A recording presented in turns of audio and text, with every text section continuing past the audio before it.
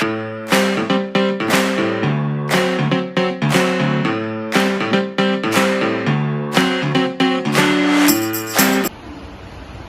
ini kita bahas topik yang sangat menarik, bagaimana Gen Z memilih brand berdasarkan rekomendasi TikTok.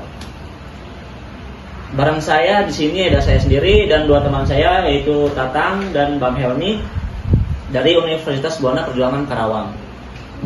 Oke, kita mulai dari pertanyaan pertama ya. Gue mau nanya dari fenomena dulu nih. Menurut kalian kenapa sih TikTok bisa ngaruh banget ke perilaku Gen Z? Ya, kalau menurut gue pribadi nih ya, kenapa TikTok tuh bisa berpengaruh banget Gen Z? Karena yang pertama, TikTok itu kan sebagai sahabat Gen Z. Jadi si Gen Z itu melihat TikTok terus menerus. Jadi sangat-sangat berpengaruh ya menurut gue, karena pada faktanya itu si Gen Z memang bersahabat sekali dengan TikTok. Nah, kalau dari pandangan gue seperti itu. Kalau pandangan lu nih Bang, kayak gimana? Jadi kalau menurut gue sih TikTok ini memang berawalnya di era Gen Z ini, dan sekarang tuh anak muda memang condongnya ke arah konten kreator dan mengarah ke belanja tuh lewat TikTok semua. Jadi sepertinya bukan hanya TikTok saja, sosial media yang lain pun menjadi salah satu daya tarik Gen Z ini. Mungkin itu aja. Betul banget sih Pak, tapi menurut gue tuh kayak TikTok tuh lebih dominan gitu di zaman sekarang itu. Apalagi kan kayak Gen Z tuh benar-benar scrollnya TikTok terus nih setiap hari kayak gitu. Jadi lebih dominan TikTok sih kalau menurut gue. Ya emang benar, TikTok emang lebih dominan dibandingkan dengan sosial media yang lain ya. Karena selain mereka bisa membuat konten, di situ juga sering terjadi belanja atau ada promosi-promosi yang masuk yang membuat Gen Z ini ikut membeli atau ikut tertarik dengan konten-konten tersebut dan ingin mengikuti konten kreator yang lainnya. Oke, kita ke pertanyaan selanjutnya. Dari kuesioner yang kalian sebarkan ke Gen Z pengguna TikTok, hasilnya itu bagaimana? Nah ya, jadi hasilnya itu sangat variatif ya. Dari data yang gue sebar tentunya tujuannya ke Gen Z untuk mengetahui bagaimana TikTok itu sangat berpengaruh. Jadi ada beberapa pertanyaan yang gue tanyakan di kuesioner tersebut sih. Kayak contoh nih, misal dalam satu hari tuh Gen Z berapa jam melihat TikTok seperti itu. Terus konten-konten apa yang dilihat di TikTok kan banyak tuh, ada hiburan, terus juga belanja, terus lain-lain lah, komedi dan sebagainya. Awalnya tuh gue pikirnya TikTok itu sebagai hiburan tadinya, dan ternyata dari kuesioner itu disebar itu ke 50 orang, tentunya ke Gen Z. Ternyata itu dari hasil data menunjukkan 40% itu TikTok digunakan sebagai untuk melihat produk review dan pembelian. Jadi dari hiburan itu terbantahkan sih menurut gua. Seperti itu. Kalau dari pandangan gua pribadi. Kalau menurut Bang Helmi gimana? Kalau pandangan pribadi? Intinya memang TikTok ini bukan sekedar media sosial aja ya. Jadi setelah dilakukan kuesioner ini, ternyata memang menjadi dampak atau menjadi efek buat anak-anak Gen Z ini untuk kenapa sih butuh influencer? Jadi produk yang dilihat itu lebih jelas. Biasanya influencer bisa digunakan kan produknya, atau kalau makanan tuh bisa ditampilkan, ya nggak sih? Jadi dari situ kita tuh bisa melihat jelas kayak bentuknya, terus ukuran dan sebagainya. Ya, seperti itu sih menurut gua.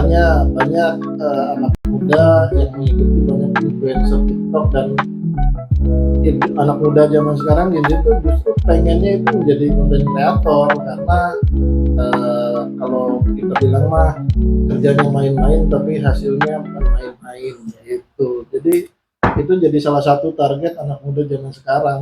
Semuanya ingin menjadi konten kreator yang sukses. Ya, betul.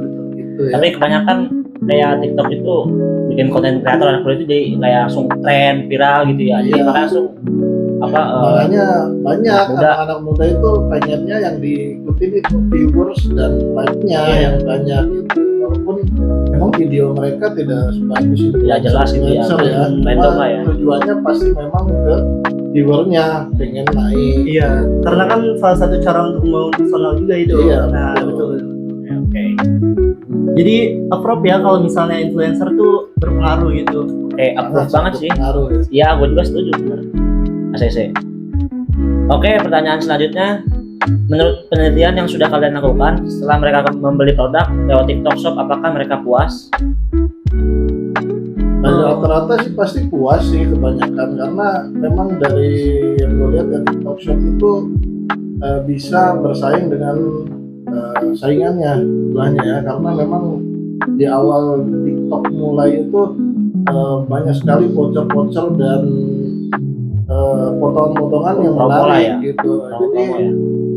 Jadi pelanggan-pelanggan yang di e-commerce sebelah tuh banyak yang beralih ke TikTok Shop, karena memang untuk saat ini yang gue lihat sih memang TikTok Shop bisa mengalahkan marketplace lainnya.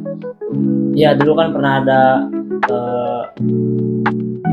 problem juga ya TikTok Shop sama saingan lain itu. Waktu itu kan gara-gara dia tuh kayak jual-jualin barang, Ya, TikTok jual bahkan barang karena dia daftarnya itu bukan sebagai marketplace dulu tuh. Jadi dia tuh karena dulu juga harganya murah ya. Lebih murah, betul. Dan awal pendaftarannya itu sosial media, dia bukan marketplace. Ya. Tapi dia bisa sematkan di setiap videonya itu keranjang. Ya, keranjang kuning. Keranjang kuning gitu. Jadi Bapak Tatang gimana? sampai sekarang kan e-commerce yang lain juga mengikuti ya. Sampai ke Instagram pun ada sekarang Ya, bisa ada Instagram. keranjangnya gitu. Bapak Tatang gimana?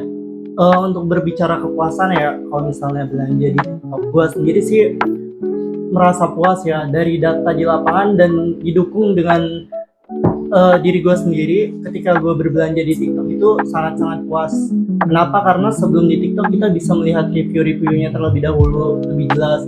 Terus juga reviewnya itu bisa dari video kan, video diupload jadi review kayak gitu. Jadi kita bisa melihat sangat-sangat jelas. Kemudian caranya juga sangat mudah sih dari proses pembeliannya seperti itu. Next ya, pertanyaan terakhir. Nah, ini untuk pertanyaan terakhir ini sebelum kita tutup ya, mungkin bisa simpulkanlah sedikit dari penelitian kalian. Boleh dari Kak Tatang dulu. Simpulkan dari pembahasan tadi, pertanyaan tadi. Kesimpulan menurut gue dari fakta di lapangan yang gue dapatkan bahwa TikTok itu sekarang bukan sebagai sekedar media hiburan, tetapi juga pembelian, kemudian review produk dan sebagainya itu bisa dari TikTok. Jadi insight menariknya itu bukan lagi hanya sekedar untuk hiburan, dan fakta yang di lapangan yang kita dapatkan itu kebanyakan untuk melihat produk seperti itu. Bahkan menariknya TikTok itu bisa mengubah tren pasar loh.